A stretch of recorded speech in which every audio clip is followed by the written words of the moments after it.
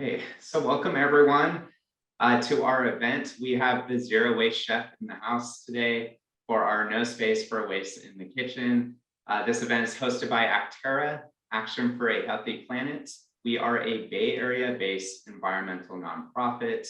My name is Robbie Brown. I'm Acterra's Healthy Plate, Healthy Planet Program Manager and your host for this evening. I'd like to start today by taking a moment to reflect and acknowledge that I'm currently residing and presenting on the ancestral land in unceded territory of the Tommy and Ohlone speaking people. They are the ancestors of the Muwekma Ohlone tribe. And if you'd like to learn more about whose land you are on, I invite you to visit native-land.ca. We have an exciting announcement. So the We Love Earth Festival, it's going to be a free event on Saturday, April 16th from 10 a.m. to 2 p.m. And at this festival, we're going to be celebrating our beautiful planet. Acterra is very excited because we are hosting the Healthy Plate Marketplace within this festival. And at this marketplace, there's going to be live plant-based induction cooking demonstrations by Bay Area chefs, eco-friendly vendors, and food trucks, and community organizations that are striving for food sustainability and food justice. The two chefs that are going to be performing the cooking demos those days are Lina Martinez she is the founder of Cuban Kitchen in San Mateo, and then Matthew Golke, he is the founder and CEO of the Plant Cafe Organic in San Francisco. And I'd also like to thank our community partner, Plastic Free Future, for generously supporting this event by providing Spanish interpretation. They are a California-based nonprofit organization dedicated to the reduction and elimination of plastic pollution through promoting reusable alternatives and focusing on education to underserved communities.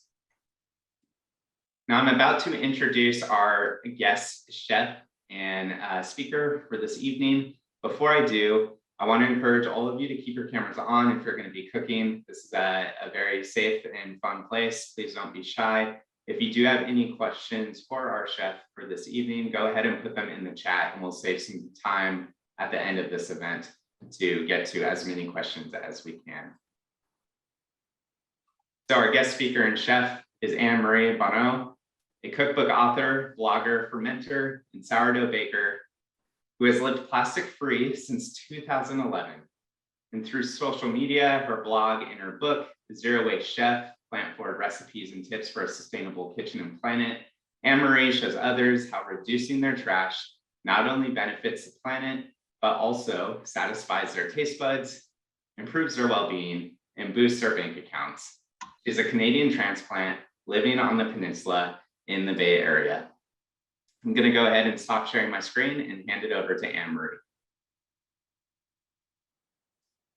Thank you, Robbie. Thank you, Acterra, for having me. And I'm just going to, let's see. If you're cooking, why don't you start by chopping your onions, if you have onions, or leeks or whatever, and garlic. And the beauty of this soup is you just put in whatever you have. So you can use up this and that helps reduce food waste. So while you're chopping, I'm going to talk a little bit about food waste. I've already chopped everything, so you don't all have to watch me chopping, so I can talk more. So when I tell people to cut food waste, I give them my #1 tip. And that is shop the refrigerator and your cabinets before you go to the grocery store. Most of us, when we were taught to cook, if we were taught to cook, we were told, look for a recipe that looks good, write down all of the ingredients, go to the store, buy the ingredients, bring them home, prep the dish, cook the dish, eat the dish, put the leftovers in the refrigerator. My refrigerator's over there, so I'm going like that. Put the leftovers in the refrigerator, plus all the little bits and pieces that you prepped. Now, if you do that a few nights a week, or even a couple of nights a week, you're going to have all these little bits and pieces of food that you may not know what to do with, plus the leftovers. And some of that is bound to go to waste. Now, if you cut your food waste, you not only save the food, but you also cut down on your packaging, because chances are some of that food came in packages. So the more of the food you eat that you buy, the less food you waste and the less packaging. And so I've been talking about food waste for several years. I first went plastic free back in 2011, as Robbie mentioned. I read about plastic pollution in the oceans and animals getting entangled in it and feeding it to their young. And I just thought, I want out of this as much as I can. I mean, if you're alive, you're going to contribute, because there's plastic in the supply chain that I don't see. I may not bring it home, but it's out there. Then once I started down that rabbit hole, I read about food waste, and up to 40% of the food we produce in the US goes uneaten. Now that wastes not only the food, but all of the resources that went into growing the food. So water, land, energy, labor, we clear land of trees that sequester carbon to grow food that goes uneaten. Then once that food goes to the landfill, that uneaten food, it's compacted tightly, it's cut off of oxygen, and so the bacteria that break it down are anaerobic, and they release methane gas as a byproduct. So the good news is there's no downside to eating all the food you buy, unless you only buy cheesies, and then maybe there's a bit of a problem. But mostly there's no downside. If there was, someone would have told me about it by now on Twitter. So you go through your fridge, you see what you have, and then it's kind of like the show Chopped. You have these ingredients and you figure out, okay, well, what can I make? I have some green onions and I don't know, some graham flour. Mix those together with water and you can make pancakes. So the one thing that you can make, even if you just have like an onion and maybe one other vegetable, you can always make soup. So that's what we're going to make. Okay, now hopefully you've chopped your onion. I am going to, oh, I forgot to tell you while you're chopping your onion. Save all of these little bits and pieces. So I chopped mine earlier. I chopped an onion and I had a small shallot. Chopped those up and I'm putting them in a clean, wide mouth glass jar. And I'm going to put that in the freezer. Once this is full and I need broth, I'll pull it out of the freezer and I'll make broth with it. I haven't bought broth for over a decade. This stuff tastes really good, the homemade stuff. You know what goes into it. It's free. It's delicious. Now, I freeze all kinds of food.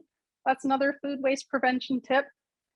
Some of this soup, when I'm done, I will freeze because I'll probably make quite a big vat. And it's nice to have a meal in the freezer. I use wide mouth glass jars and it leaves some space at the top. If you use a jar with a neck, the food will freeze. It can break off the neck and then, you have broken glass. So wide mouth glass jars. So that's my tip number one there. Anne-Marie, do you have onion skin in there as well? I do. Yeah, thanks for asking, Robbie. I have a little bit. I don't put a ton of onion skin in because I find if you have mostly onion skin, it's kind of bitter. Okay. So there's a balance.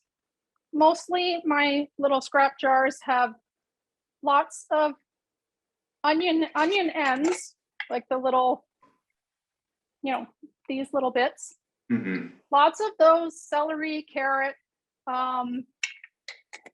little bits of bell pepper, green beans, little hot pepper ends. Those are really good, but you don't put a ton of them in unless you want super spicy broth.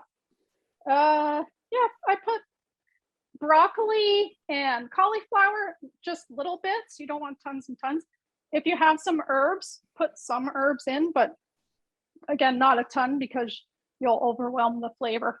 But you can make it out of all kinds of things. Ooh, squash bits. Winter squash. Well, summer squash too. Can I ask a question? All right. Oh, sure. How do we feel about this situation, an onion that is trying to become a plant? How much is it trying to become a plant? Can you see it? Oh, you can't. Oh, It's got but okay. Like It's got an the green sprouts on the top. Yeah. You know, the onion I chopped up tonight had that. okay. It had maybe an inch. This has about 8 inches. Oh, wow. Well, I think, I mean, it should be fine. It might not be the freshest onion, but No. yeah, that should be fine. I would use it. All of Or it, might- like or the might plant plant part it. too? Okay, now I haven't done this. I might take that plant part and put it in a little dish of water Yeah. and see if it, I wonder if it will sprout roots and then plant it. This is, this is a leek. Some green will start to come out of this. So I save everything. Yeah. So this will start to grow and then I'll plant it outside. I have 2 leeks growing outside. Have you ever planted a whole onion like this? I have, but I can't remember what happened to it. All right. I absolutely have. I'm sorry, I can't remember. My green onions that I do this to, those are going to seed right now. Just started maybe this week. So I'm gonna have, and those were from green onions I bought. And I used them. I left the little ends. I put them in water until the roots grew a little bit more. Planted them in a pot. I've done it indoors and outdoors. These are in a pot outdoors. And I mean, they've been out there for 2 years. I cut them. The only type of clear cutting that's allowed, clear cutting green onions. So I cut them right at the base and then they just keep growing back. So. May I interrupt? All right. Oh, sure. Oh, sorry. I was just saying about the onion. I forget the term for it. It's not, maybe it's naturalizing, but like all bulbs will split, tulips, whatever. That's what the onion's trying to do. It's becoming 2. So if it's not, if it's mushy and you want to use it as an onion, I would use the hard part. Otherwise, you can plant it and you'll probably end up with 2 onions. Oh, that's great. Well, thank you. You're welcome. Yeah, I wouldn't use it if it's mushy. Okay. Okay, so I washed this pot earlier. Oh, but wait, there's more. I'm using an induction cooker. I live in Sunnyvale and the library lends these out.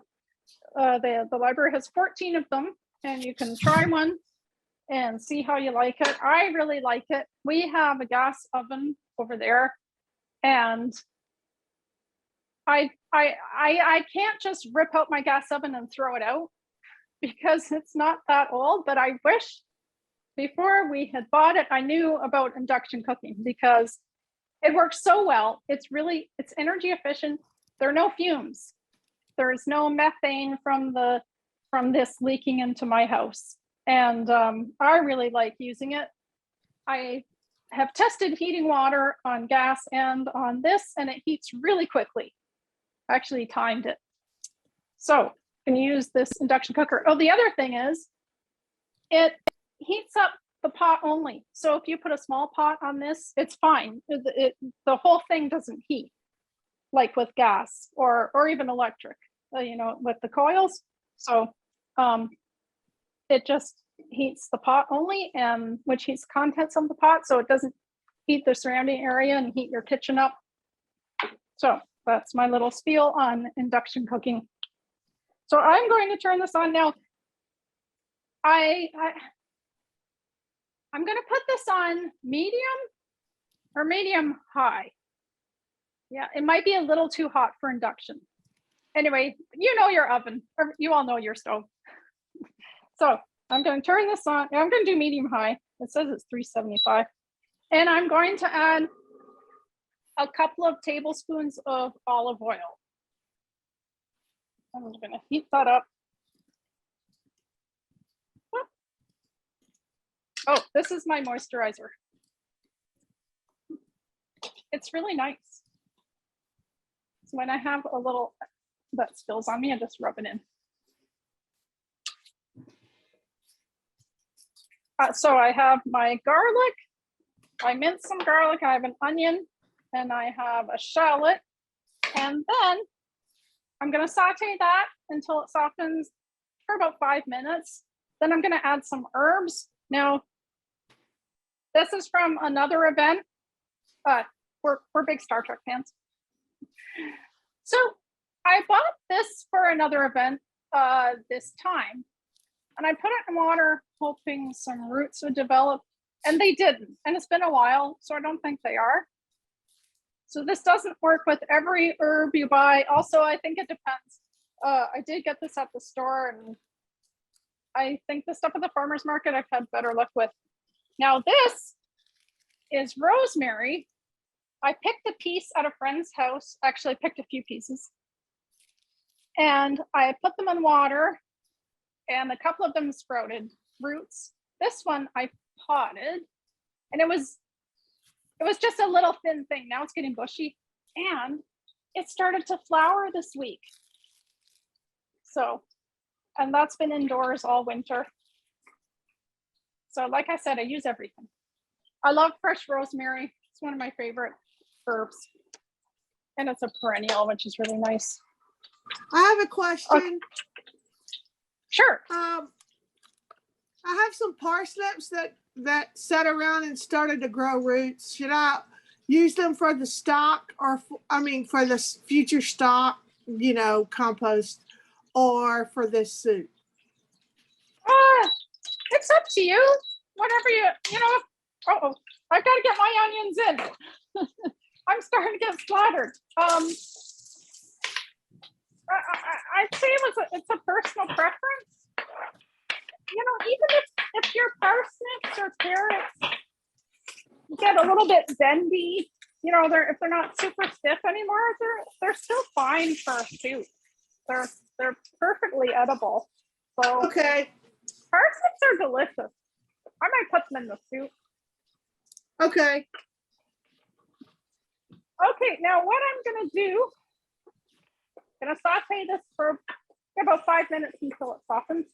And then I'm going to add the thyme that I showed you. Actually, I'm gonna add maybe 2 sprigs of it, and I'll strip that off. And then I usually add all of my vegetables. If I have a leafy green like kale or spinach, I add that at the very end. But this time I have all these mushrooms, so I'm gonna saute these first. I don't like to throw the mushrooms into a soup and then throw water in, or pour, I shouldn't say throw, then pour the water in and cook it. I like to saute the mushrooms and caramelize them. So that's an extra step, but it's still fast. And this will really shrink down. Mushrooms add so much flavor. So I'm not adding that much to this soup. I should have cut up some carrots. I have some carrots in the fridge. I never know what I'm gonna make when I cook a soup. It depends on what I find. So I'm putting in those mushrooms. And also for another event next week, somebody asked me to develop a recipe, and I have this leftover broccoli. So I'm going to put that in. And I cooked a whole kabocha squash in my pressure cooker. I love my pressure cooker. It's nothing fancy. So I cut a quarter of the kabocha squash. I got it secondhand at the thrift shop for 15 bucks. And I use it to cook a whole squash. It takes about 8 to 10 minutes. Beets cook really fast. Like if I roast beets, those take, I don't know, an hour and a half in the oven, a whole beet. They take minutes in the pressure cooker. And I also cook beans in it. So these are the beans. I don't know if you can see. I can hardly see. Well, anyway, they're in there. These are black beans with a few kidney beans mixed in. And I cooked them separately, but I stored them together in here. So I soak them at night. usually, or in the morning and do it late in the day. Anyway, soak them for at least 6 hours. And then they cook in minutes in the pressure cooker and they taste delicious. They cost less than canned beans and they taste way better. So I'm going to put some of those in. That'll be my protein. And the soup is great if you have mystery grains on hand, or grains that, you know, if they don't have to be mystery grains, but if they are mystery grains, you're not sure, you can throw them into soup. So I cook some in advance because just to speed things up. If they are cooked, that's great. You just throw them in, or you can put them in uncooked at the end. Just takes longer. So I am putting in some of these. These are wheat berries. These ones are emmer wheat berries, and they're so good. They're chewy, and they have more protein in them than other grains. And I buy them for my grain mill. This is my grain mill over here, and I grind flour in it. I had wanted a nice electric grain mill for years, but they're very expensive. And I thought, oh, you know, do you really want to spend a fortune, you know, several hundreds of dollars on a grain mill? Because I have a little hand crank one that works. And then my neighbor just gave me that one day. She said, I don't eat bread anymore. She baked it when her kids were little, and now she has grandchildren. So she just brought that over. Anyway, so I grind up the emmer wheat or rye berries or spelt berries in that for fresh flour. And it only takes minutes, tastes really good. So this, I need to move on to my mushrooms. I cut these, you know, I don't know, I just sliced them. The really big ones I cut in half and then sliced them. So I'm going to throw those in there. I might need a bit of more olive oil. So I think the mushrooms, oh, I forgot the rosemary, or sorry, thyme. Oh, that's fine. Okay, so I'm just going to strip the leaves. I think the squash with the mushrooms and the black beans will taste really good. So I'm putting a couple of these, and you can put in dried herbs. I love cumin. I put a lot of cumin in things. But since this didn't spring to life, I want to use it up. Oh, now I had a whole bunch of time for that other event, and there's no way I was going to use it all. This is why I need to grow some, so I can just pull a couple of sprigs. Anyway, I knew I wasn't going to use it, so I just took it and I laid it across a cooling rack, and it dried out after a week, and I put it in a jar, and now I have some really nice dried thyme in the cupboard. You can also tie that in a bunch and hang it upside down if your cupboard has handles, which mine doesn't. So that's why I use the little cookie rack, cooling rack. Now there's really nowhere for me to hang that up around here. Anyway, so that works really well. I think I have no data to back me up, but I think herbs, fresh herbs must be one of the most wasted items, because you buy a bunch and most recipes call for 2 or 3 tablespoons, and then you've got this big hunk of herbs left. So drying them out is a great way to use them up. I have in my book, I have a nice cilantro chutney. It just has a bunch of cilantro, you know, whatever's left from the few sprigs you took out. Throw that in a food processor with a serrano pepper and olive oil, salt and pepper, a bunch of garlic, and that's it. And it's delicious. So I like to eat that with dal, or I have another recipe. I call it them empamosas. So they're a cross between empanadas and samosas. And that sauce tastes really good. So those are some ideas to use up herbs. I found a couple of other random things in my refrigerator when I was clearing it out. I had some lemon juice in the freezer, and I put this on sourdough pancakes earlier in the week for a topping. I put powdered sugar and lemon juice. There's a little bit left, and soup tastes so much better if you put a little bit of acid in it. And now this isn't enough. I want more than that. I also found half a sad lemon. Well, it's not that sad, but anyway, I have to use that up. So I will put that in. And I have leftover sourdough bread that was starting to dry out. I noticed earlier in the week, and I thought, oh, I'll cube that and save it for the soup that I'm making on Thursday. And when you throw it in the soup, it absorbs the yummy broth and gets nice and soft, tastes really good. Bread need never go to waste. There's so many things you can do with bread. Now sourdough, I don't know if I'd make croutons out of these because I left the crust on, but if you cut the crust off, sourdough would make nice croutons, any type of bread. You can grate stale bread up for breadcrumbs, and you can use that to make eggplant parmigiana or throw it into vegetable burgers. You can bread things and fry them. There's so much you can do with stale bread. And if you have some bread and you think I'm not going to get to this, throw it in the freezer. The freezer is like a pause button. Now, here, I'll show you my mushrooms. They're really shrinking, getting kind of caramelized. Now you can hear the induction cooker turned off. It turns off when you take the pot off of it.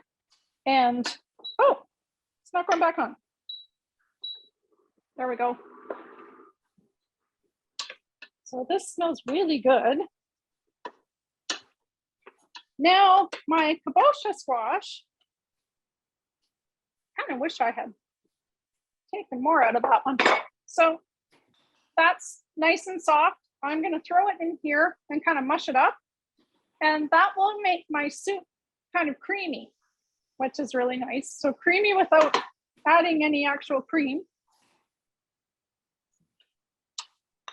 I bought this at the farmer's market last weekend. It's the end of the season, so it was a really good deal. When I make pumpkin pie, I often use kabocha squash. I actually prefer it. And I already mentioned my pressure cooker.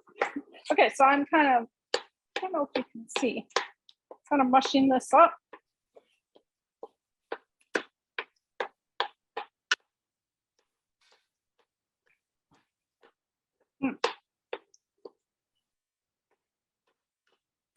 Oh, another thing about this cooker, I don't burn my spoons. They don't catch on fire. Okay, maybe I should have cooked this squash a little bit longer. All right, there we go. I've got it pretty mushed.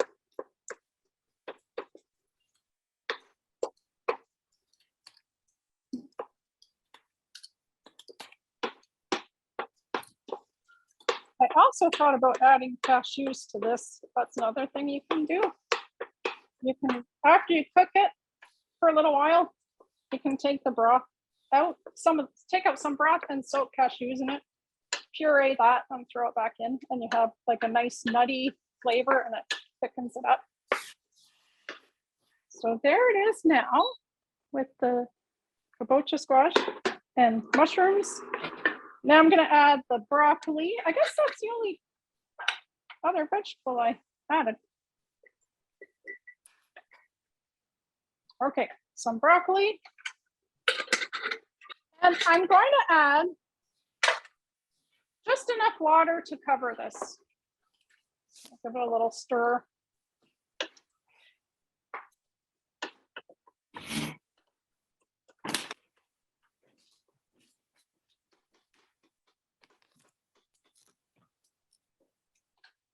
Okay, here is my water. So I don't want too much water. Oh, you can also add broth. So if you do that trick with the scraps and you have made broth, you can put that in, but this has so many vegetables in it that it doesn't really need it. It's going to make a really nice, whoops, really nice broth on its own. So let's see.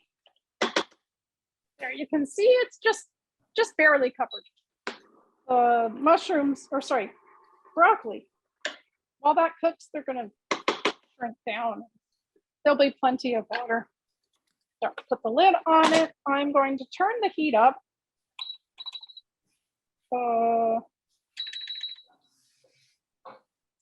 I'm going to bring this to a boil.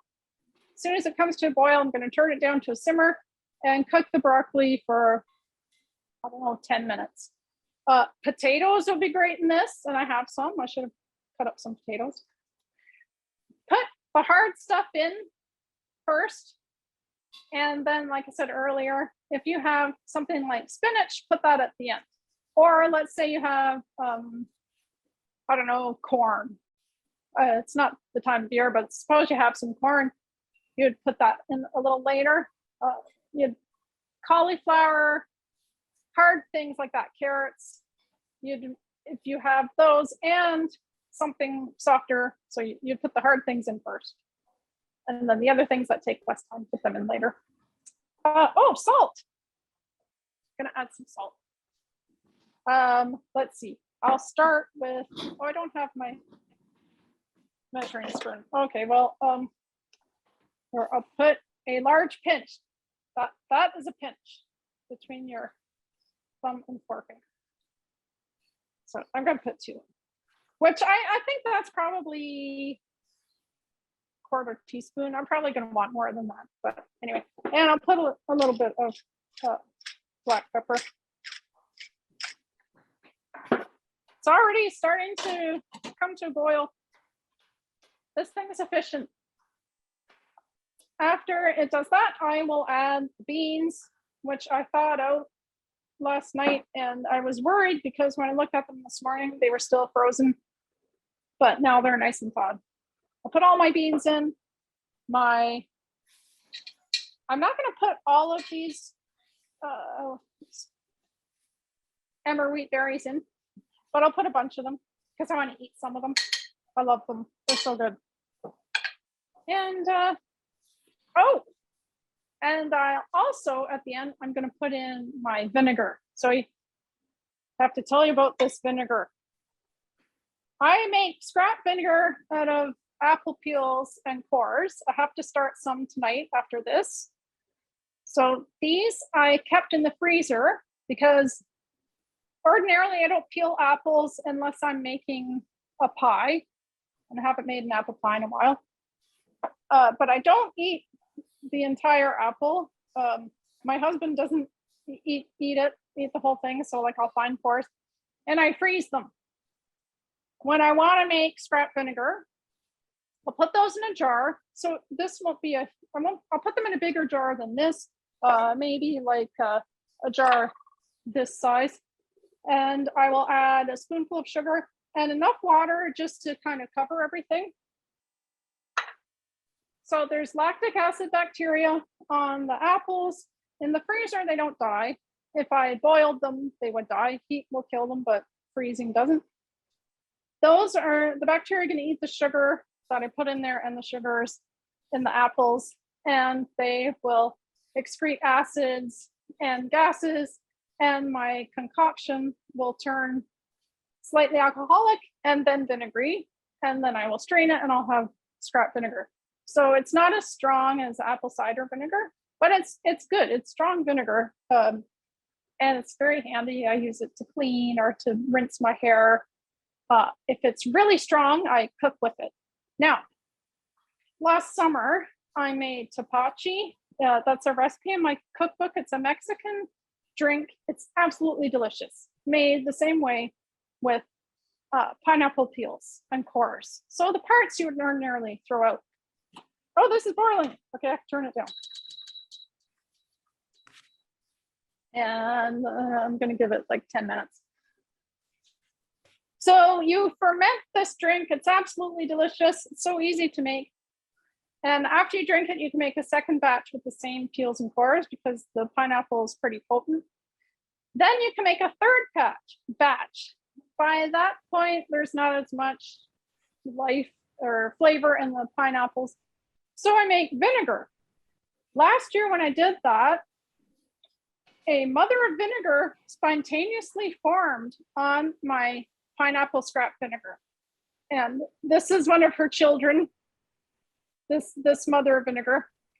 And I used that to make wine vinegar. My daughter had brought home a bottle of white wine and opened it, and we drank a little bit and she left, and she came back a month and a half later, and it was still in the fridge. And she said, "Why didn't you drink that wine?" And she said, "It's not going to be any good now." And I said, "Well, I have this mother of vinegar." So I put the mother of vinegar in with the wine and some water, and it made fabulous vinegar. It's so delicious. So I have this one brewing now. And this is some finished red wine vinegar. This one isn't quite ready. I tasted it earlier. It takes about a month, maybe longer, because it has been cold. Now that is different from my kombucha. These are kombucha scobies. And they look similar, but these, I don't know if you can see, there are these brown yeasty strands. So it's a different composition, but they look similar. Anyway, so that is my vinegar story. So I made it out of, trash. I made it out of what ordinarily goes in the compost. I need to turn this down a little bit. Does anybody have any questions? Hey, Anne-Marie, we do have a couple questions that came in. Great. So 2 about the vinegar. One is, where can they find that recipe to make their own vinegar? Is that on your website? Yeah, that's on my blog, zerowastechef.com. Now, the Tapachi isn't on my blog, but it's super easy to make. Now, I can't guarantee that you'll get a mother of vinegar, even if you do that, but you can add Bragg's apple cider vinegar with the live mother to some wine, and that should work. This one, so these mothers of vinegar, they're a little more finicky than scobies. I can abuse my scobies back there, and they just go and go and go. I got my first one in 2014, so these have been going. The scobies have been going for 8 years, and I don't think I could kill them if I tried. These seem more delicate. So with this batch of wine vinegar, nothing was happening. And our kitchen is cold, but also the mothers, I think they get tired out. They work really hard. And after a while, they have nothing left to give. And so nothing was happening with this one. So I took a little mother of vinegar from my red wine vinegar that had just finished brewing, and it was active. And I just put a tiny blob in here, and it perked up. And it started to ferment. And this new mother grew on top. So I think if you I have that all on my blog. Okay. So if you follow the instructions and put the live vinegar, Did it come? it should work. Oh, okay. And we got another question. Someone was asking how long it takes to make the apple core vinegar. Good. Hi, Buddy. Uh, You have some so I Frenchies here. should have started this on the weekend because I'm leaving. I'd say 2 weeks. So I have to have my husband's going to have to look after it while I'm away. I'm going to Canada to see my mom. Ooh, that's hot. I'd say actually maybe longer than 2 weeks, but the hands-on, not exactly hands-on, the steps last about 2 weeks. So you'll stir it every day. This is also on my blog. You'll stir the concoction every day in a jar. It will start to bubble, and then it will calm down. By a week, it won't be bubbling much, probably. Fermentation, it depends. I say it depends a lot. After it stops bubbling, And let's see, that'll be a week. And then maybe another week to turn vinegary. And then you'll strain it and you can put it in a bottle or a jar. But it might take longer. Also, I think I have this on my blog. If it's not very strong after you strain it, throw in a little bit of sugar because the bacteria and yeast might just be hungry. And Thank it you. keeps. And, Oh, you're welcome. and I believe, yeah, Bobby wants to know what are you putting on top of those jars? So instead of using like plastic wrap, which creates a bunch of waste, it looks like you're using some sort of cloth or fabric. Is it anything special for your vinegar? Oh yeah, no, jars? it's just a cotton cloth. It's just a breathable cloth. This is some nice cotton. You don't use cheesecloth. Not the cheesecloth you buy at the grocery store because it has lots of holes in it and debris and bugs might land in it. So just some sort of cotton cloth will work. I have the same thing on my scobies. So Okay. yeah. And then one last question for you at the moment. It has to do with lemons. So you saved some lemon juice and you put it in your freezer, right? And you had about another half of a lemon. What are some things we can do with those lemon rinds or peels? Oh, you can make candied lemon peel. That recipe's on my blog. It's really, really good. You can make, I have to go over to my freezer. I forgot I had this. You can make limoncello with it's dangerously good. This stuff is so good. And it's so easy to make. Now I forget it, so this recipe is on my blog also. I keep it in the freezer so it's nice and cold. I forget how many lemons I use. Usually this time of year, I make preserved lemons and limoncello at the same time. Because when I make the preserved lemons, I may as well grab those too. When I make the preserved lemons, I have to juice a whole bunch of lemons.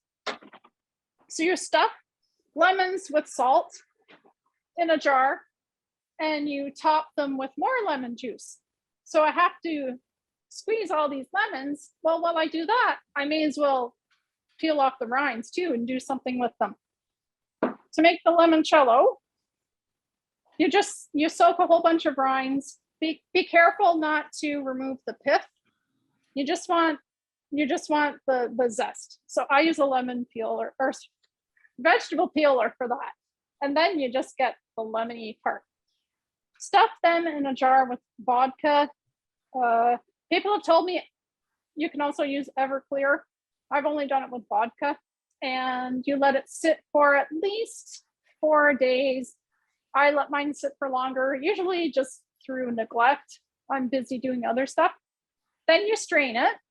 You make a simple sugar syrup, sugar and water, and then you dilute the vodka lemon mixture. And you can dilute it a lot or you can dilute it a little. It's really, really good. You can also freeze lemon zest. I love to do that, and oranges also. So when I need a lemon, I'll zest it. Not every lemon, because I have a lemon tree, and it's so much lemon. But for a lot of them, I go back to my freezer. So I'll zest them. Let's see what. And keep them, freeze them in tiny jars. You can also dry it out, but it's really good frozen.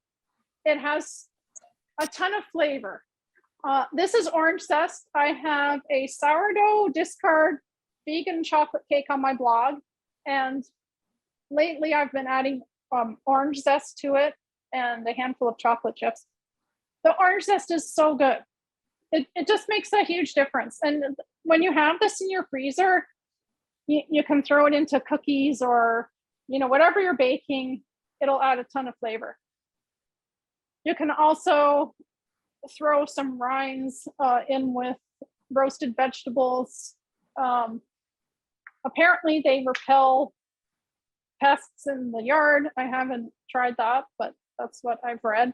You can stuff them into a jar of white vinegar and make a cleaner, because the rinds have something in them, a compound called D-limonene, and it naturally cuts through grease. Like, you'll go to the store and you'll see all these cleaners and they say now with D-limonene. Okay. I think that's what it's called. Anyway, it cuts through grease, so you can make a cleaner. I actually have a blog post about this, because I'm a little bit obsessed with using the lemon rinds. So those are some ideas. A couple more questions came in. Do you have time for those, or do you need to get back to the Oh, soup? sure. Oh, gee. I can talk and stir. I can answer Okay. and stir. Well, Multitask. first off, I just want to say I'm completely impressed with your jar collection. You have Oh, thank jars you. for everything in all shapes and sizes. You my- cannot my have. Go Okay, ahead. go ahead. Okay. Well, you can't have too many jars. Start hoarding jars now. I'm learning that. So someone just asked about your blog. I will put it in the chat. I'll put the link in there in just a second. Bobby also asked, do you ever pressure cook to make sure your soup is shelf safe? You mean like can it? Yeah, you can. Uh, I haven't done pressure canning. I don't know if I could do that in this thing or not. So no, I haven't. I haven't Okay. done it.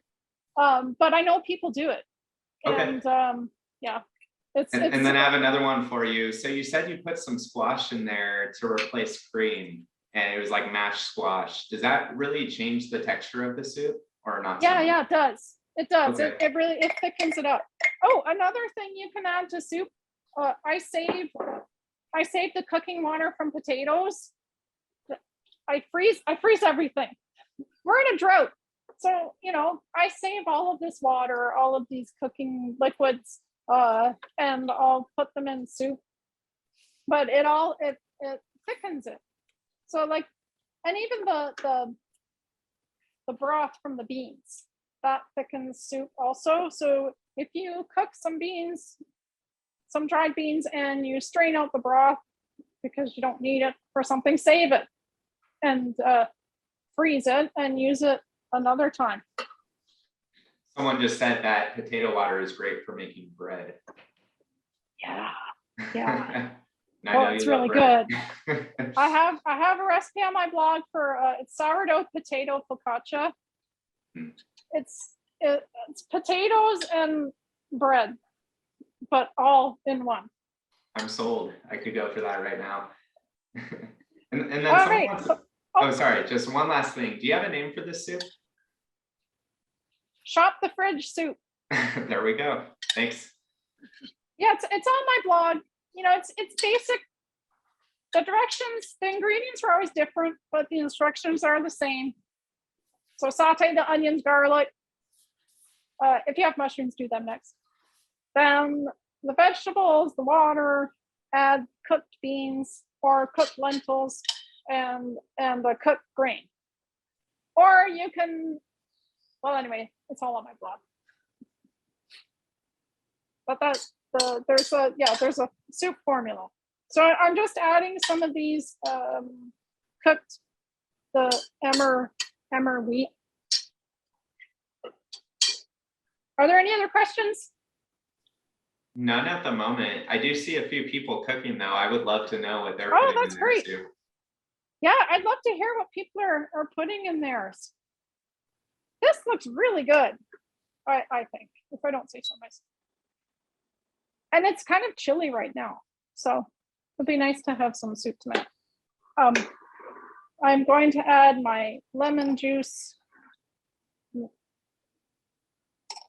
That was just a tiny amount, and I could have just tossed it, but it all tastes good in the soup. So if you don't have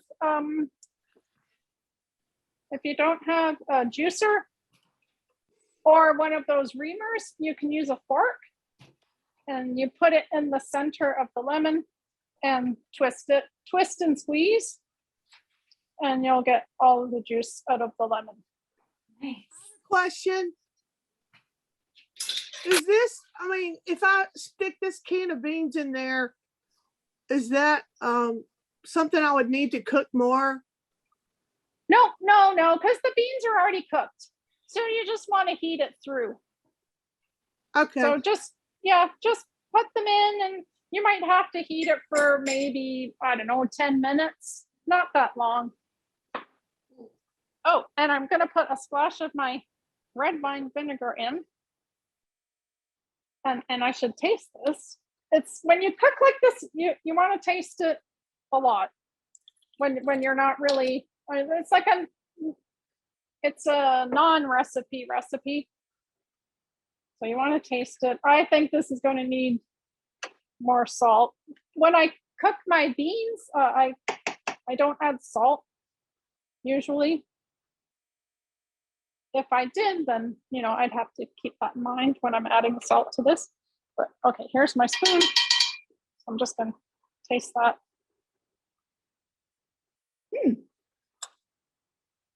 It's good, but it needs salt. It needs more salt. So I'm just going to add a bunch. Because it's Okay, we got actually, another question. Oh, They good. want to know if you ever use like a food processor for your soup to add texture. I definitely have with like a broccoli soup if I don't want like it to be chunky. I've processed it before. Do you tend to do that? Yeah, here. This is the nice thing about doing these things on Zoom in my kitchen. I can just pull out all of the things. I have this immersion blender, or you can use a blender. And so I could puree the whole thing, or just take some out. Maybe, as much as you want, a third or a half, put it in something deep, because it's an immersion blender. You don't want it all over your walls. So I could take out a bunch, blend that all up and put it back in. And then I'd have sort of a combination, or just do the whole thing. So the event I'm doing next week that I needed broccoli for, but I had that extra broccoli. That's a pureed soup. It's for a company they're selling this product made out of avocados that would otherwise go to waste. So they want me to come up with something for avocados. So I came up with this green soup, and at the end you puree the whole thing. So yeah.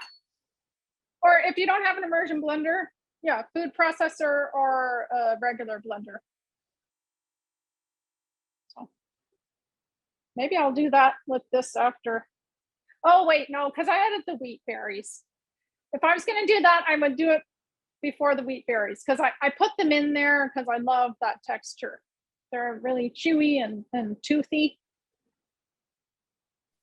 When they're uncooked, you can chew on them and they're like gum. You chew them up and you chew them and chew them and chew them and chew them, and they're stretchy like gum.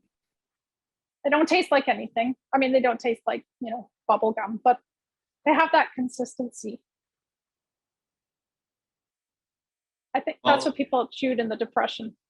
I definitely wish we were all in person right now, because I would love to try that soup. It's a little cold. Yeah, I would love that too. We're approaching almost the hour mark, so it's almost 6:30. Let's see, I do have one question coming in.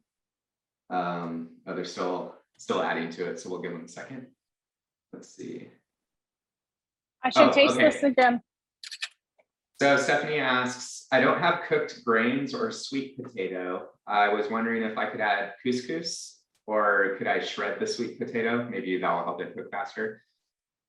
It would cook faster. Yeah, if you want the soup to cook faster, cut the vegetables up smaller or shred them. I made borscht before Christmas, and I shredded everything for it. I shredded the beets and the carrots, and it was really good, and it cooked faster. So yeah, you can do that. I do have a borscht recipe on my blog. I did a workshop, Make Borscht Not War, to raise money for Ukraine. And I kind of threw it together quickly, and I cut the vegetables into chunks. And after I posted the instructions for people, I thought to myself, why didn't I shred that? Because it really like it shredded. Anyway, the borscht was delicious though. Okay. And so that's a long answer to yes. Shred the sweet potato. Thanks, Anne-Marie. Does anyone have a last minute question? We could probably answer one more. That's really good with the additional salt. Salt brings out the flavor. I have another question. Okay, we got one last question. Go for it. Okay. Will we have access to this recording later? Yes, this cooking demonstration is recorded, and I will send a copy out to everyone that attended today. Thank you for doing this. Anne-Marie, thank you. Yeah. Oh, thank you. Yeah. Thank you for having me, and thank you everybody for coming. And now dinner is ready. I love that. And I'd like to thank Alejandra Warren as well for providing Spanish interpretation today. It means so much to us. Please check out Anne-Marie's website, blog, new cookbook. I'll provide links in that email with the recording. We also just interviewed her not too long ago, and she gave us plenty of great food waste tips as well. So keep an eye out for that. Thank you everyone for joining us, and have a great rest of your night. Thank Yeah, you. thank It's you, been great. everyone.